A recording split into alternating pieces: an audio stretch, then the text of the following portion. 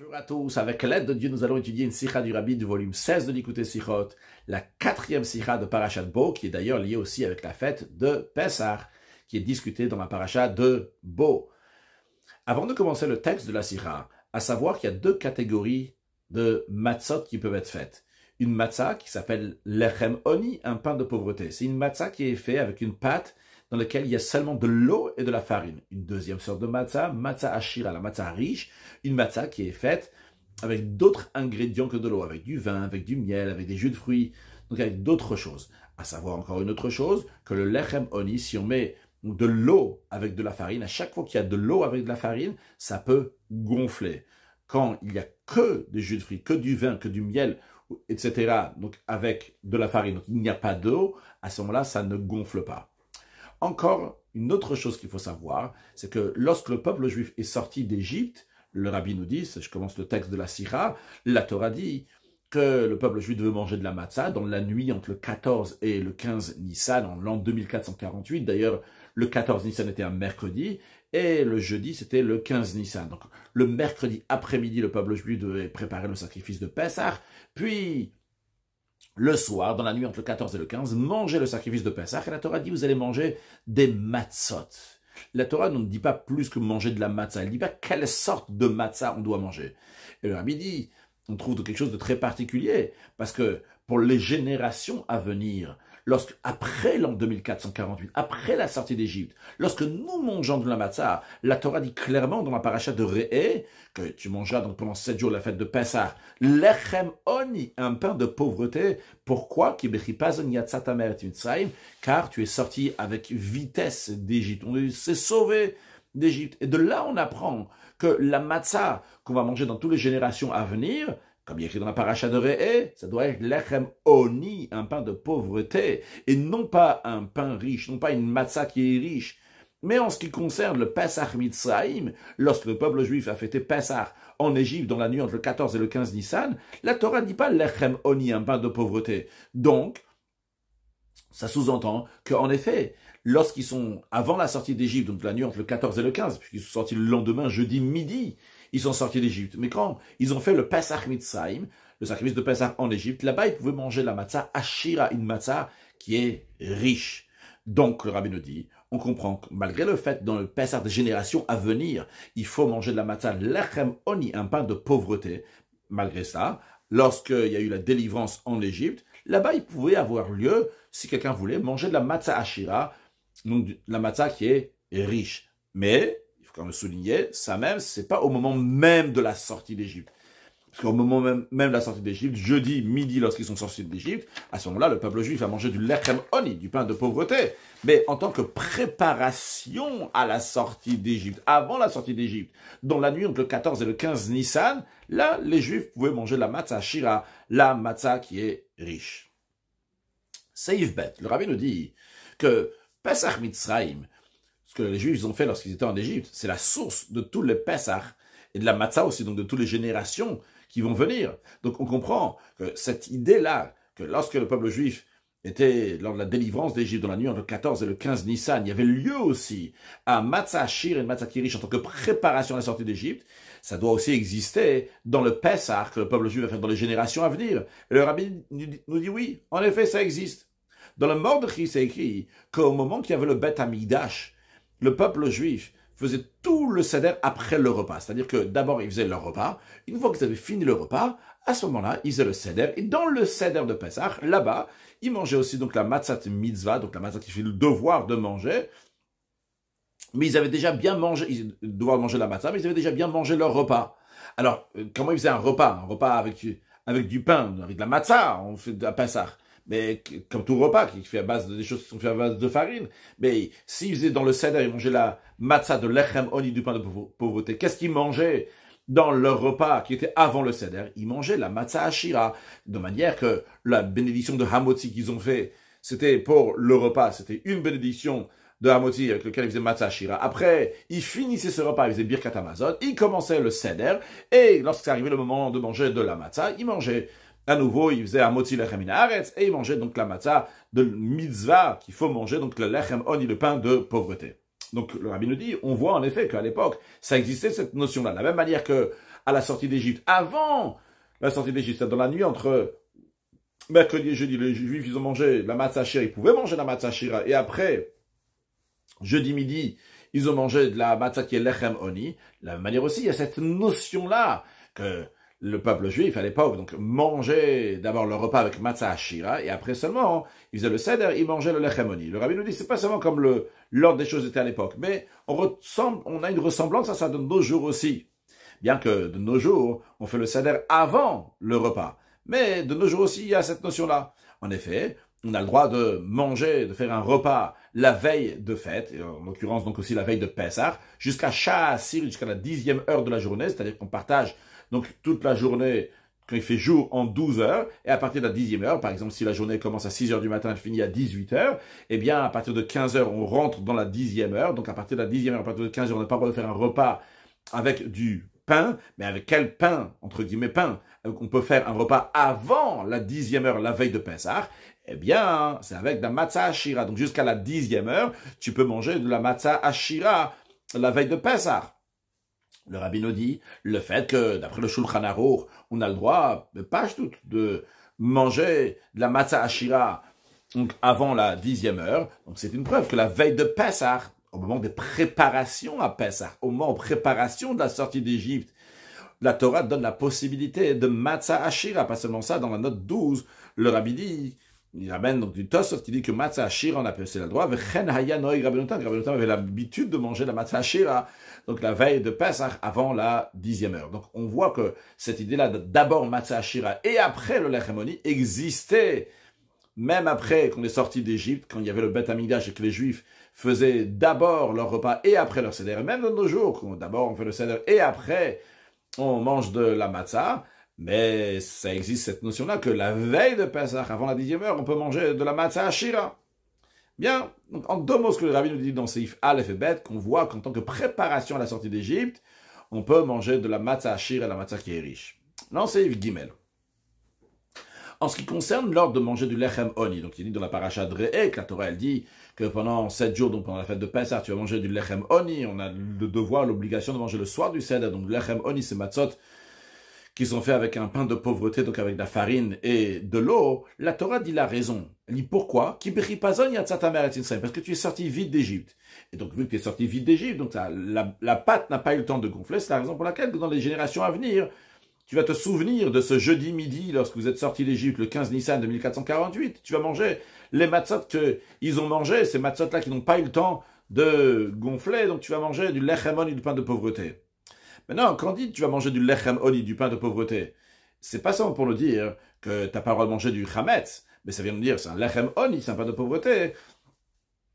C'est aussi pour nous dire que tu n'as pas le droit de manger de la matzah ashira. Tu ne peux pas manger de la matzah qui est riche. Tu n'es pas quitte si tu as mangé le soir du seder, de la matzah riche, la matzah donc qui était fait avec du vin, etc. Donc, le rabbi nous dit, si le verset dit, tu dois manger du lechem oni, donc on va traduire ça, du pain de pauvreté, et non pas matzah ashira. Pourquoi tu n'as pas le droit de manger matzah ashira? Parce que parce que tu es vite sorti d'Égypte.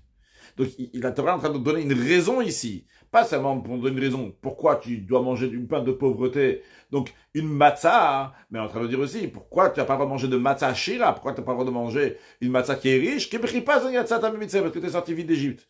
Mais a priori, quel rapport? Quel rapport dans le fait que tu es vite sorti d'Égypte?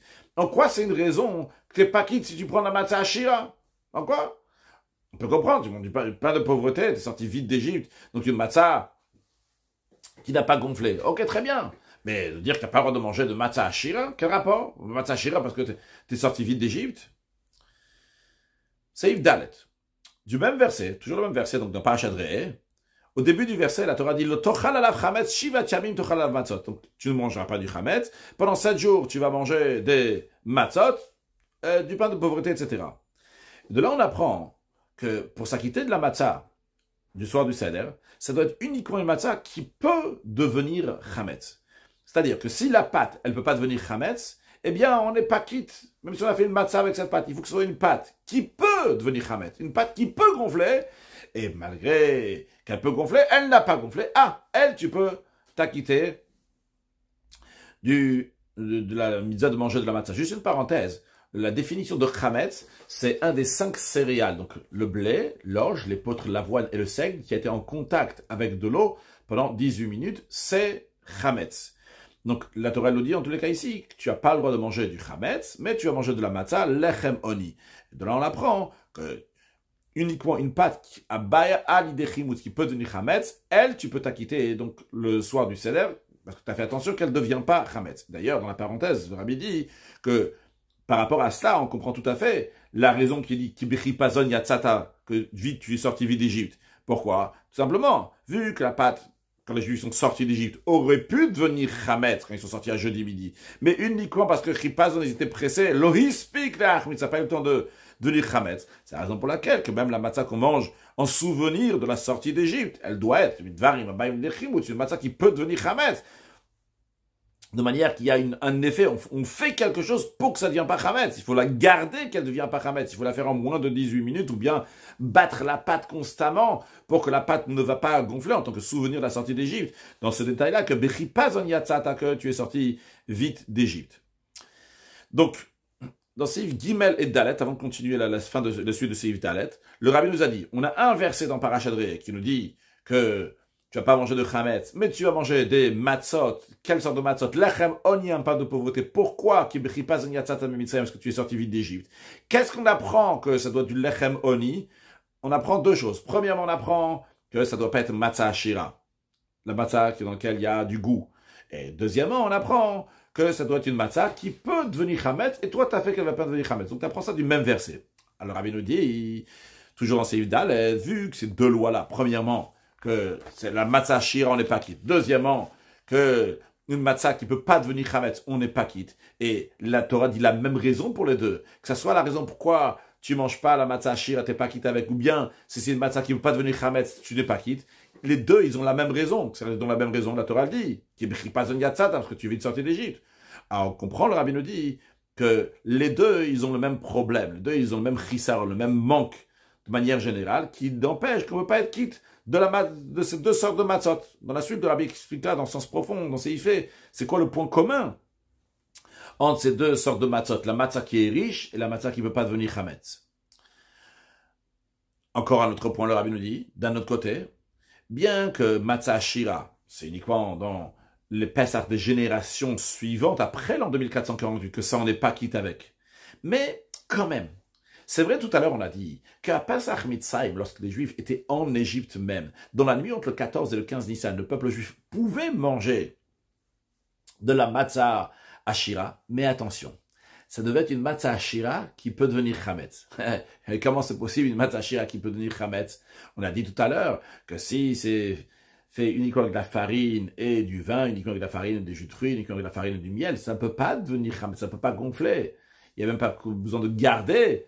Mais non, il y a écrit dans les Yerushalmi, on apprend du verset qui est écrit « Ushmartem et matzot ». Vous allez garder les matzot. Un ordre qui a été donné dans le parashat de Bo pour le peuple juif qui était donc en Égypte. Si on te dit « Ushmartem et matzot », vous allez garder les matzot, c'est une matzah qui peut devenir chametz.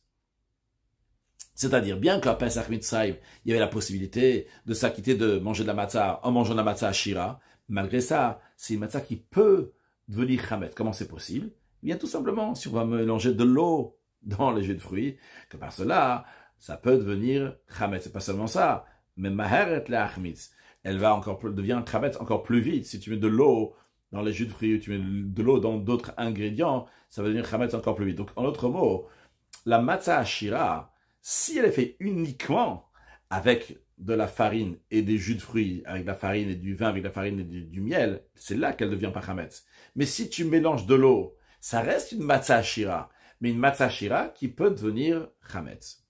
Donc, avant de passer à ces faits que le Rabbi nous explique tout ça dans le sens profond, qu'est-ce qu'on a vu jusqu'à présent? On a vu qu'avant la sortie d'Égypte, en préparation à la sortie d'Égypte, il y a la notion de matzah shira qui peut avoir lieu.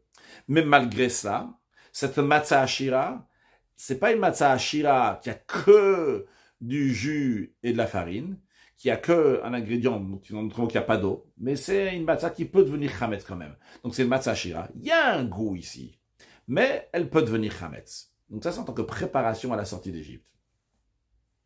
Encore une autre chose, on a vu que le Rabbi l'a demandé, il a dit comment ça se fait que quand on te dit lechem oni, on te dit L'Echemoni, ça veut dire que tu n'as pas le droit de manger matzah shira. On te dit que la raison, c'est pourquoi? Parce que tu es sorti vite d'Égypte. Quel rapport entre le fait que tu es sorti rapidement d'Égypte avec le fait que tu n'es pas quitté le matzah shira et le matzah qui est riche?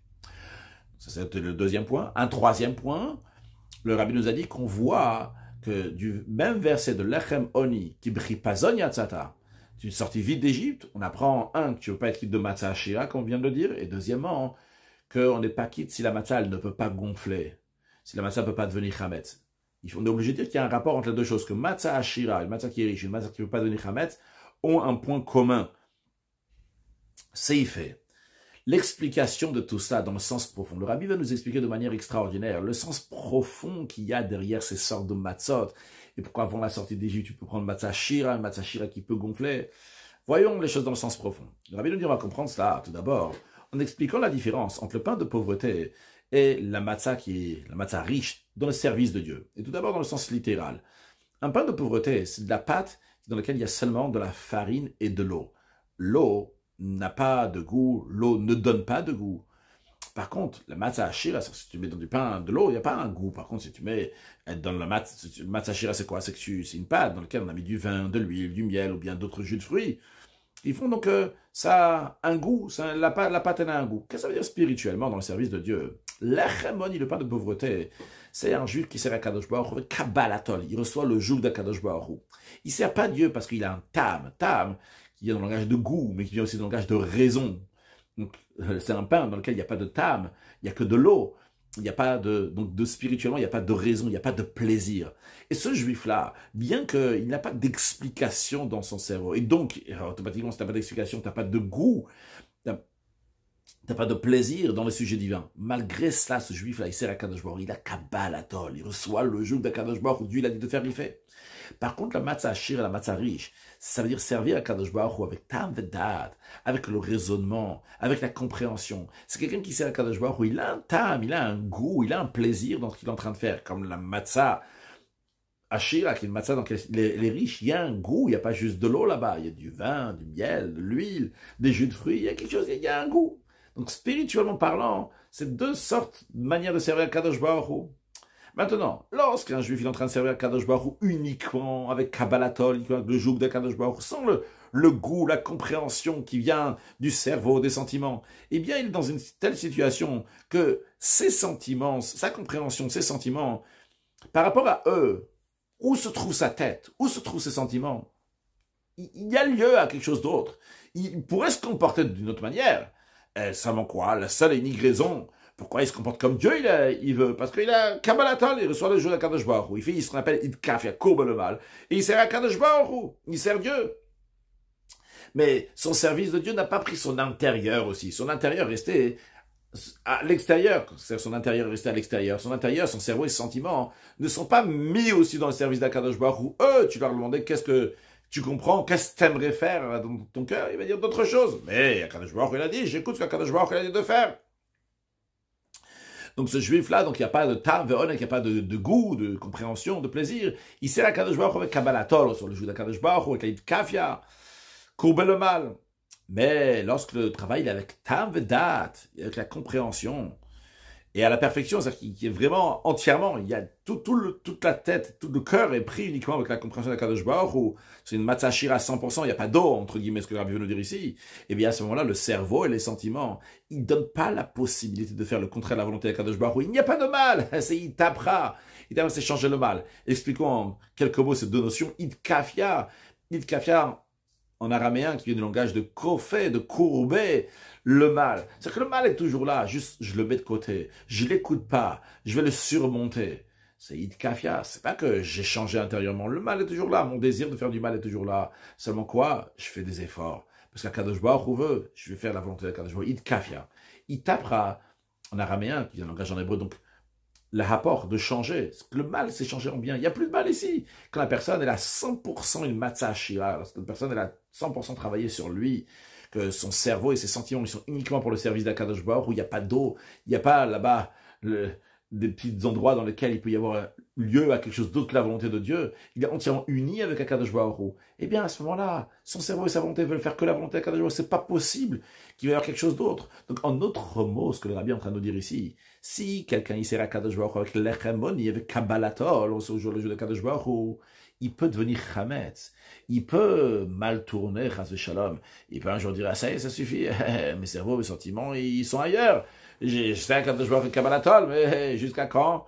Chas Shalom de dire ça, mais théoriquement, ça peut devenir Chametz ou l'Echemoni. Par contre, quand c'est Matzah Ashira, ça ne veut pas devenir Chametz. Ah, et basé sur ça, le Rabbi nous dit, c'est ça le lien entre les deux catégories de Matzot. On a dit que du même verset, dans Parashat Re'eh, et de la même raison du verset, qui ne pas une yatzat amer, tu sais que tu es sorti vite d'Égypte, c'est la raison pour laquelle on apprend aussi bien que tu ne veux pas être quitte de Matzah Shira, de Matzah qui est riche. Et deuxièmement, on apprend aussi que tu ne veux pas être quitte si la matzah ne peut pas devenir chametz. Le Rabbi le dit, dans le sens profond des choses, on comprend le lien entre ces deux matzot, la matzah shira et la matzah qui ne veut pas devenir chametz. Pourquoi? Parce que dans le sens profond, un détail découle de l'autre détail.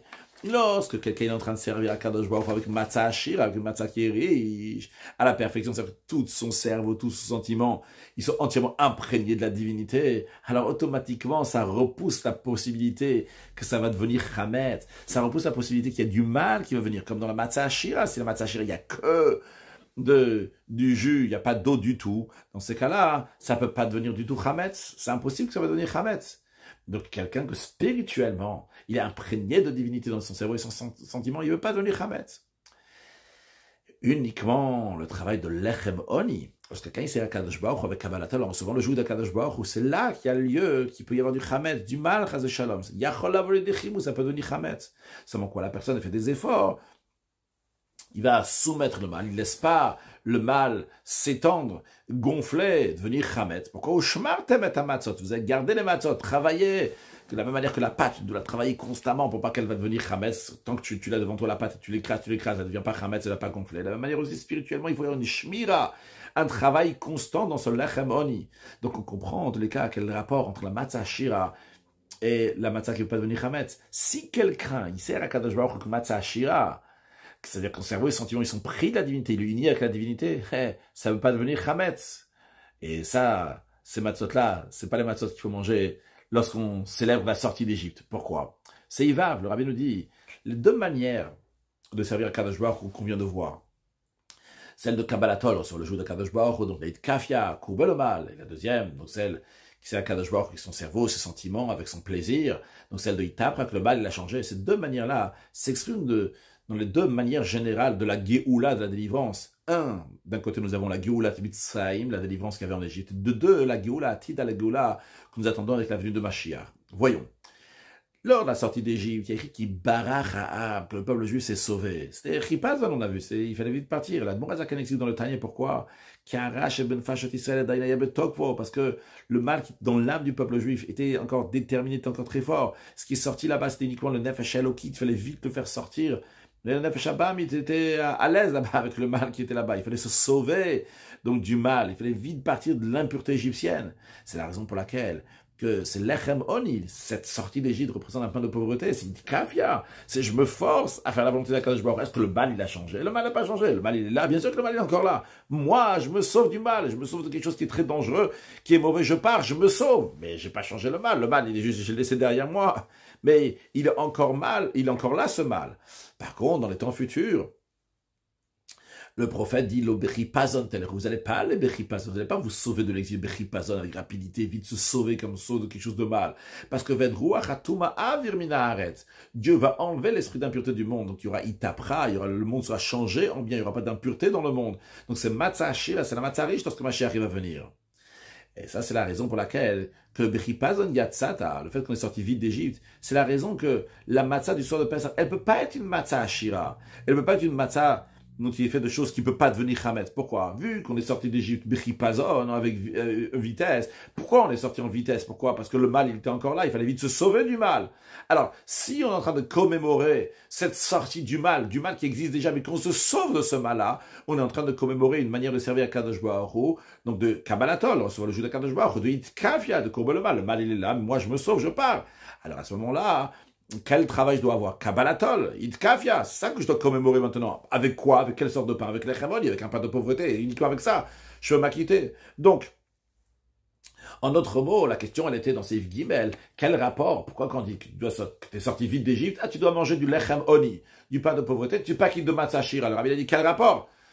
Tu dois manger lechem oni, je peux comprendre, mais pourquoi t'es pas quitté avec matzah shira? C'est ce qu'on a expliqué dans le sens profond des choses, on comprend. Parce que matzah shira ne reflète pas la sortie d'Égypte. La sortie d'Égypte, c'est Kabbalatol, c'est le Judas Kadosh Baruch Hu. Il peut y avoir du chametz. Il n'y a pas de goût. Il n'y a pas de plaisir. Je me sauve du mal. Mais le mal, je suis encore attaché au mal. Mais je me sauve de ce mal-là. Yitkafia. Comment qu'on meurt ça? Avec le lechamoni, avec le matzah shira. Matzah shira, c'est quand même pas la sortie d'Égypte. Matzah shira, c'est t'as compris, tu ressens, t'as un plaisir. Il n'y a plus de mal, il t'apprend. C'est pas ça la sortie d'Égypte. La sortie d'Égypte, il y avait encore du mal. Yitkafia, il fallait vite se sauver. C'est Isaïe, le rabbi va encore plus loin. Parce que jusqu'à présent, ce qu'on a expliqué, c'est que un matzah shira, ça correspond pas avec la sortie d'Égypte. Donc c'est pour ça que tu ne peux pas être quitte de matzah shira. Donc en d'autres mots, matzah shira, c'est vrai que ça serait mieux, mais bon, c'est pas ça, tu commémores pas la sortie d'Égypte. Le rabbi va dire, c'est pas juste que il n'y a pas le choix, tu ne peux pas t'acquitter de matzah shira, c'est pour ça que tu prends du lechem oni, du pain de pauvreté. Le rabbi va nous dire que le lechem oni, il a une qualité que matzah shira n'a pas. C'est zayn. Le rabbi le dit, la raison que Pessah, on n'est pas quitte de matzah shira. C'est pas seulement parce que le matzah shira, ça ressent pas, ça commémore pas la délivrance d'Égypte, qui était de Baracham, donc on s'est sauvé. C'était Kabbalatol, Kafia, sur le Judas Kadosh Baruch Hu, comme on a dit avant. Non, c'est pas seulement pour ça. Mais c'est aussi parce que l'Echemoni, de même à la sortie d'Égypte, il y a une supériorité à la sortie d'Égypte, une supériorité dans l'Echemoni, dans l'autre mot, il y a une supériorité dans Kafia, dans Kabbalatol, dans Koubel sur le Judas Kadosh Baruch Hu, il y a une supériorité par rapport à matzah shira, par rapport à la matzah riche, par rapport à la Géoula Atida, la délivrance des temps futurs. Comment ça se fait? Le rabbi nous explique. C'est vrai que dans Itapra, quand tu changes le mal, donc la matzah shira, le mal s'annule totalement. C'est extraordinaire. Mais il y a quelque chose de plus dans Itkafia quand tu courbes le mal. Pourquoi? Parce que quand tu fais Itkafia, dans ça, il y a Guillata Adam, il y a des efforts. Tu fais des efforts. Tu dois te battre contre le mal. Tu dois te renforcer sur le mal. Ça, c'est uniquement dans Itkafia. Ça, c'est uniquement dans Kabbalah Talos, sur le jour de Kadosh Baruch. Ça, c'est uniquement quand il y a Yitziat Mitzrayim, dans la sortie d'Égypte, dans le Lechem Oni, dans le pain de pauvreté. En autre mot, le rabbi nous dit, le Itapra, changer le mal en bien, exprime le fait que la personne, cette personne-là, qui sert à Kadosh Baruch, avec son cerveau, ses sentiments, son plaisir, cette matzah shira, cette personne-là, il est devenu uni avec la divinité. Parce qu'il s'est tellement raffiné que toute son existence, elle ne laisse pas place pour le mal. Il n'y a que à Kadosh Baruch, qu'il a la divinité. En revanche, dans l'Itkafia, là, s'exprime quelque chose de plus qu'il n'y a pas dans l'Itapra. Cette personne, c'est vrai qu'elle n'est pas me'ouchad, elle n'est pas unie avec Kadosh Baruch Hu, mais elle a un bitoul, elle a une soumission à Kadosh Baruch Hu. Et soumission, c'est aussi une supériorité, c'est aussi une qualité. Cette qualité-là, elle n'existe pas dans celui qui a Itapra. Dans l'Itkafia, s'exprime donc l'annulation, la soumission à la divinité. C'est-à-dire, bien que son cerveau, ses sentiments, il laisse place au mal. Mais lui, il fait des efforts. Il fait le contraire de ce que sa médecine ou de ce que son existence veut faire. Et il fait la volonté d'Akadosh Baruch Hu. C'est extraordinaire. Donc dans Itkafia, il y a une supériorité qui n'existe pas dans Itapra. Dans les efforts fournis, il y a quelque chose qui n'existe pas lorsque la personne est unie avec Akadosh Baruch Hu. Et ça, c'est des explications à cela. Que même lorsque Mashiach va venir, on va encore se souvenir de la sortie d'Égypte. Pourquoi? Parce que le but, il est d'avoir les deux qualités. C'est le top du top. Être uni avec Hachem et avoir aussi l'annulation à Hachem. Avoir la matzah shira et le lechem oni en même temps. Donc, lorsque quelqu'un il est dans le niveau de Itapra, il a déjà changé le mal. Tu vas voir lorsque Mashiach, ce qui va se passer lorsque Mashiach va venir. Donc, c'est un autre mot qu'on aura tout à fait raffiné notre existence, il n'y aura pas de place, de lieu pour le mal. Mais malgré ça, là-bas aussi, il y aura la qualité de Kafia, il y aura aussi la qualité de Geulat Mitzrayim, la sortie d'Égypte. Il y aura la soumission de l'homme qui s'exprime, non pas des efforts. C'est la raison pour laquelle, quand Mashiach va venir, on ne va pas laisser de côté Yitziat Mitzrayim, on va encore se souvenir de ça. Parce que la Kafia, faire les efforts, ça exprime le bit ou l'annulation à Kadosh Baruch Hu. Et on veut avoir les deux qualités, aussi bien être uni à Kadosh Baruch Hu, pas uni par rapport à ma médecine, que c'est moi qui décide de m'unir à Kadosh Baruch Hu, parce que ce que j'aime et ce que je comprends, mais parce que je me soumets à Kadosh Baruch Hu. Bien, donc le Rabbi nous a répondu donc à certaines questions, donc les questions qu'on avait, quel rapport entre la matzah ashira et la matzah qui ne peut pas devenir chametz. On a compris donc que l'un dépend de l'autre, que si on a une matzah qui est riche, ça concerne Kadosh Baruch Hu et la compréhension, on ne peut pas devenir chametz, donc on n'est pas quitte parce que ça ne reflète pas le lechem oni, la sortie d'Égypte, et encore plus que ça. Pas seulement ça, c'est que le lechem oni, il a une supériorité. Le lechem oni, lui qui peut devenir chametz, lui, il montre comment la personne elle bite ou l'annulation à Kadosh Baruch Hu. Donc on a compris aussi, en plus donc le lien de ces deux matzot-là, on a compris aussi pourquoi la Torah dit qu'il brille pas on yatzat mitzrayim, c'est le fait qu'il est sorti vite d'Égypte. C'est une raison pour pas pouvoir être quitte de matzah ashira, parce que la matzah ashira, justement, elle n'est pas bripazon, il n'y a pas besoin de se sauver du mal. Quand la matzah ashira, le mal se change en bien, il n'y a pas besoin de se sauver de quelque chose qui est mauvais. Maintenant, il nous reste encore à comprendre pourquoi, lorsque les Juifs se préparaient à la sortie d'Égypte, ils pouvaient manger de la matzah ashira. Bien qu'au moment même de la sortie d'Égypte, ils ne pouvaient pas manger de matzah ashira, c'était une lechem oni. Mais la préparation à la sortie d'Égypte, il y a matzah ashira, comme le rabbi a expliqué dans ses Yves-Bet, que même de nos jours, il peut y avoir encore matzah ashira avant le lechem oni du soir du Seder. Pour comprendre cela, le rabbi nous dit c'est Yifret, c'est Yiftet, et après on va arriver à ces fiches d'explication. D'abord, donc, introduction, c'est Yifret. L'Admour Azakan explique dans Torah Or l'expression que Dieu a dit à Yaakov lorsqu'il est descendu en Égypte. Il lui dit, sache que Ve'anochi al-Chagamalo. Je vais te remonter d'Égypte. Tu descends d'Égypte maintenant, mais sache qu'il y aura une Geulat Mitzrayim, il y aura une délivrance d'Égypte. Mais comment Dieu a formulé la délivrance? Non pas avec une aliyah, une élévation, que tu vas remonter en Israël, mais deux aliyot, al-Chagamalo. Le Chassidut s'est expliqué, le Razakan explique, qu'ici le verset fait allusion sur une deuxième aliyah. Pas seulement l'élévation quand les Juifs vont sortir d'Égypte, en 2448, mais lorsque Mashiach va venir, que là aussi il y aura encore une aliyah. Qu'est-ce qu'on voit? On voit ici que le verset, en parlant, quand il parle de la délivrance d'Égypte, il la rattache avec la délivrance des temps futurs. Et le rabbi nous dit que ça va dans les deux sens, c'est-à-dire, de la même manière que la délivrance d'Égypte, elle va être mentionnée lorsque Mashiach va venir, elle est liée, vu que Al-Kha Gamalo, les deux aliyot sont liés. Et quand on dit elle va être mentionnée, c'est pas juste qu'elle va être mentionnée, c'est qu'elle va avoir un impact sur la délivrance des temps futurs. De la même manière aussi, c'est dans l'autre sens, que aussi lorsque les Juifs étaient en Égypte, eh bien on doit retrouver, déjà ressentir la promesse de la parole à Kadosh Baruch sur la Géoula Atida. C'est-à-dire, pas seulement quand Mashiach va venir, on va mentionner, se rappeler, on va rattacher cette Géoula avec la Géoula du passé, celle de l'Égypte. Mais aussi, lorsque le peuple juif est en Égypte, il fallait rattacher cette Géoula, cette délivrance-là, avec la Géoula, la délivrance des temps futurs.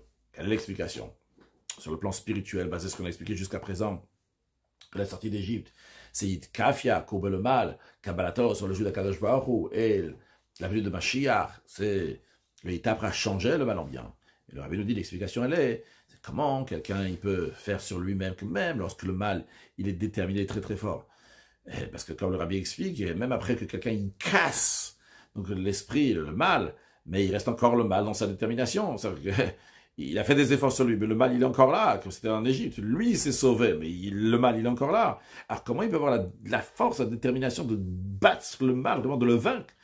Eh bien, le fait qu'il ait la conscience et le sentiment que finalement son Itkafia va amener à Itapra, que sa Geulat Mitzrayim va ramener la Geulat Atida, eh bien ça lui donne la motivation. C'est la raison pour laquelle avant même de commencer la Geulat Mitzrayim, avant même de commencer son travail de Itkafia, de Kabbalatol, eh bien il y avait la parole d'Akadosh Baruch Hu qui dit, sache, il y aura deux élévations.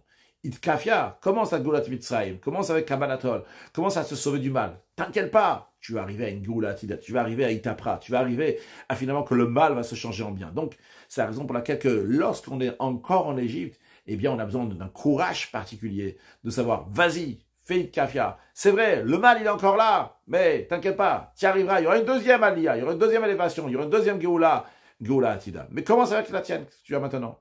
C'est Yiftet. Le rabbi nous dit, ce Inyan-là, qu'on mentionne, la délivrance à venir lors de la délivrance d'Égypte. C'est pas seulement une information sur quelque chose qui va se passer dans l'avenir, mais c'est aussi une force d'amener ça dans le travail de l'homme, de nos jours aujourd'hui. De manière que tout de suite, quand la personne est en train de travailler, il est en train de faire Itkafia maintenant, il est en train de sortir de son exil égyptien, il va déjà avoir une Geulah Atida. C'est-à-dire, le rabbi veut rajouter un point. Ce qu'on a expliqué avant dans ses Yifret, c'est que maintenant, il a que de Itkafia, il a que de la Kabbalatol. Mais il se motive parce qu'il sait que finalement, il va arriver après une deuxième étape qui sera beaucoup plus haute. Très bien, super. Mais le rabbi nous dit c'est encore plus que ça. c'est pas que maintenant tu te motives parce que plus tard, il y aura une autre élévation de Hitapra. Mais déjà, maintenant, dans ton travail actuel de Hitkafia, quand tu as que Hitkafia, eh bien, dans ce que Hitkafia, en vérité, tu vas rajouter, tu vas annexer aussi de Hitapra. Tu vas annexer dans ton Lechamoni, tu vas mettre de la Matzah Ashira aussi. Bien que l'essentiel de ton travail maintenant, c'est sortir d'Égypte, c'est ton Lechamoni, Kabbalatol, Hitkafia. Malgré ça, tu vas rajouter dans ça, tu vas mettre, du coup, comment ça? Tout d'abord, le rabbi demande une question, il dit, a priori, quelqu'un pourrait se demander, vu qu'il est encore au début du travail, et le mal, il est encore dans toute sa détermination, toute sa force, comment c'est possible qu'il va avoir un ressemblant de ce qu'il va y avoir dans le temps futur, il tapera, qu'il n'y a plus du tout de mal? Eh bien, le rabbi lui dit, oui, c'est possible. Qu'est-ce que c'est possible? L'explication est la suivante. Bien qu'au début de son service d'Akadosh Baruch Hu, donc, il n'y a pas l'annulation du mal, il n'y a pas... t'annules pas le mal. C'est la raison pour laquelle, en effet, on est d'accord que de la manière que tu vas servir Hachem, ça sera une guerre, Kabbalatol, sur le jour d'Akadosh Baruch Hu. Malgré ça, comment tu vas avoir ce bitou-là, Hachem? Comment tu vas avoir cette annulation en Dieu? Comment tu vas avoir cette Kabbalatol-là?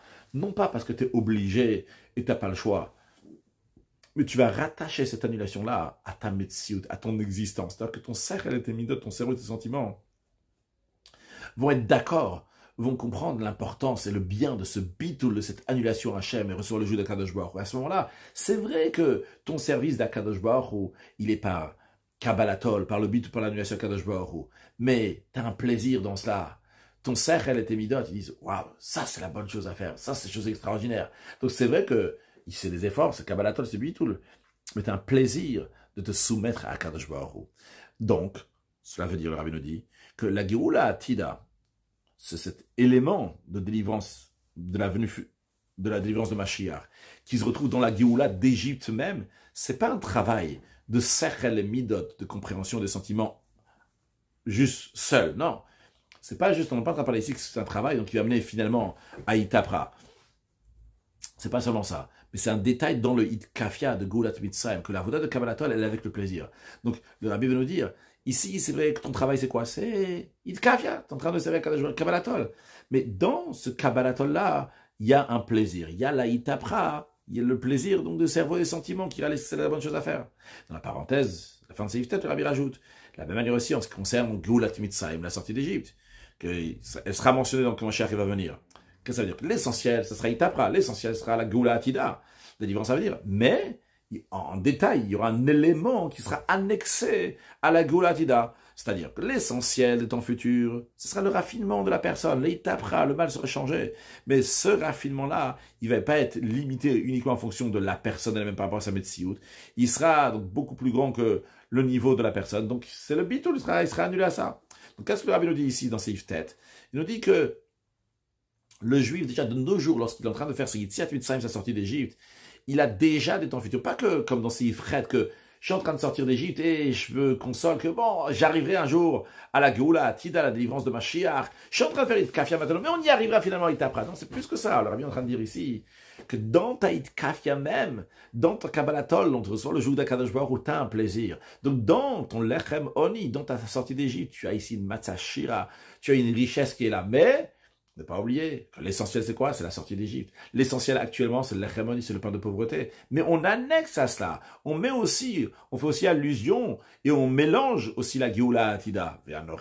Gamalo, monter, je te ferai monter. Les deux aliyot et Yetziat Mitzrayim et la délivrance des temps futurs sont liés l'un à l'autre. Comme le rabbi dit donc dans la fin du Seitet, c'est dans les deux sens. Pas seulement que de nos jours, on annexe dans notre travail de Hitkafia, dans notre sortie d'Égypte, on annexe la délivrance à venir, mais aussi dans la délivrance à venir, lorsque Mashiach va venir, on va annexer la Yetziat Mitzrayim dans la sortie d'Égypte, mais ne pas oublier l'essentiel de la sortie d'Égypte. Notre travail actuel, c'est Hitkafia, c'est bitul, c'est l'annulation. L'essentiel, lorsque Mashiach viendra, donc ce sera le Hitapra, le changement, mais à chaque fois, avec l'essentiel, on rajoute aussi l'autre. Dans celle de Yetziat Mitzrayim, l'essentiel c'est Hitkafia Kabbalatol, on rajoute un plaisir dans cela, et dans celle de Géoula Atida, lorsque l'essentiel sera Hitapra, changer le mal, on va annexer Yetziat Mitzrayim, la sortie d'Égypte, le Hitkafia, le bitul, l'annulation, vu que ce sera un dévoilement divin, qui sera au-delà de nous, donc qui donne un bitul, une annulation à la personne.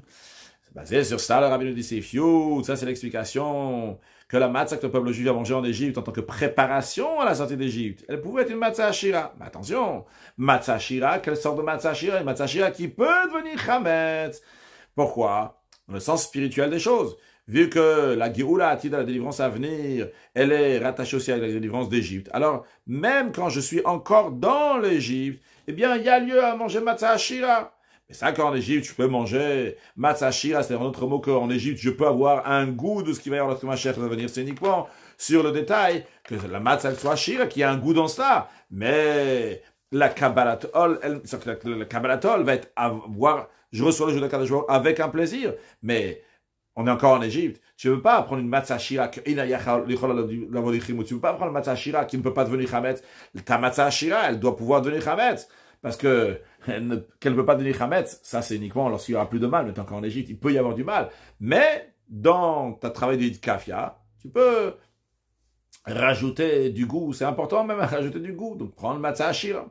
Mais, Seif Yud Aleph, tout ça c'est uniquement quand le peuple juif est en Égypte avant la délivrance d'Égypte. Mais au moment même de la sortie d'Égypte, même au moment que nous on mange donc le soir du Seder, on mange de la matzah en souvenir de la sortie d'Égypte. À ce moment-là, ça doit être le lechem oni de pain de pauvreté. Pourquoi?